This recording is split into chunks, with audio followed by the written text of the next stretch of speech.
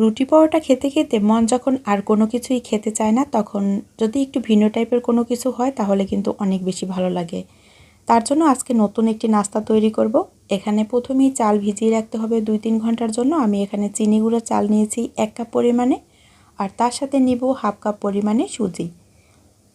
নাস্তাটা তৈরির জন্য কিন্তু মেজারমেন্টটা অবশ্যই ঠিক রাখবেন, তাহলে নাস্তাটা একদমই পারফেক্টভাবে তৈরি করতে পারবেন। তার সাথে দিয়ে দেব 1/2 কাপের মতো টক দই, আর টক দইটা কিন্তু কোনোভাবেই স্কিপ করা যাবে না। এরকম নাস্তা একবার যদি বাসায় বানান তাহলে কিন্তু আপনার টিফিন বক্স একদমই খালি হয়ে যাবে, আর অফিসের জন্য তো একদমই পারফেক্ট একটি নাস্তা। এখন দিয়ে দিতে হবে 1/2 কাপের মতো পানি। অবশ্যই লক্ষ্য রাখবেন পানিটা যাতে বেশি না হয়ে যায়। এখন সব কিছু একসাথে ভালো করে একদম মিহি করে ব্লেন্ড করে নিতে হবে। তো আমার ব্লেন্ড করা হয়ে গেছে, এখন একটি বাটিতে ঢেলে নেব। তার সাথে দিয়ে দেবো স্বাদমতো লবণ আর 2 টেবিল চামচের মতো চিনি। চিনিটা চাইলে আরেকটু বাড়ানো যেতে পারে, আর যদি পছন্দ না করেন সেক্ষেত্রে স্কিপ করে নেবেন। তার সাথে দিয়ে দেবো 1/2 চামচের মতো বেকিং পাউডার। এখন সব কিছু ভালোভাবে মিশিয়ে নিতে হবে যতক্ষণ না চিনিটা হালকা একটু গলে যায়।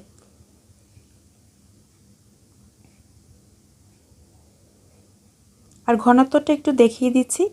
এখন এটাকে বেক করার জন্য এরকম একটি আমি কেকের মোল্ড নিয়েছি। আপনারা কেউ মনে করবেন না যে আবার এটা কেক বানাচ্ছি।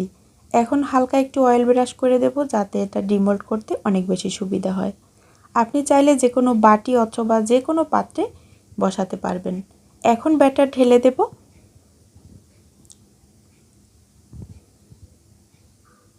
হালকা একটু উপর থেকে লাল মরিচের গুঁড়া দিয়ে দেব, এতে দেখতে অনেক বেশি কিউট লাগবে আর খেতেও ভালো লাগবে। এইদিকে ভাপে বসানোর জন্য বড় একটি সিলভারের হাঁড়ি নিয়েছি। এর ভিতরে একটা স্ট্যান্ড বসিয়ে দিয়ে পানি দিয়ে দেব 1.5 কাপের মতো। পানিটা যাতে বেশি না হয় সেদিকে লক্ষ্য রাখবেন। এখন মোল্ড বসিয়ে দিয়ে ঢেকে অপেক্ষা করব চুলার আঁচ বাড়িয়ে 5 মিনিট। এরপর পানিতে বলক চলে আসলে অপেক্ষা করব ঘড়ি ধরা 20 মিনিট। অনেক সময় চুলার তারতম্যের জন্য মানে জালের তারতম্যের জন্য দেখা যায় আগেও বেক হয়ে যেতে পারে। এখন স্টিম করা হয়ে গেছে, আমি একটু চেক করে নেব। একদমই ভিতর থেকে কুক হয়ে গেছে। এখন আমি ডিমোল্ড করে নিয়েছি। এখন একটি নাইফের সাহায্যে আমি কেটে নেব ছোট ছোট করে। আপনারা চাইলে আরও ছোট করে কেটে নিতে পারেন, তবে আমি একটু বড় করে কেটে নিয়েছি। এখন চৌকো চৌকো শেপ দিয়ে নেব সবগুলো নাস্তা। এইদিকে একটি ফ্রাই প্যানে দিয়ে দেব 1 টেবিল চামচের মতো বাটার। আপনারা চাইলে ঘি ইউজ করতে পারেন, তবে তেল দিয়ে করলে কিন্তু ফ্লেভারটা বেশি একটা ভালো আসবে না।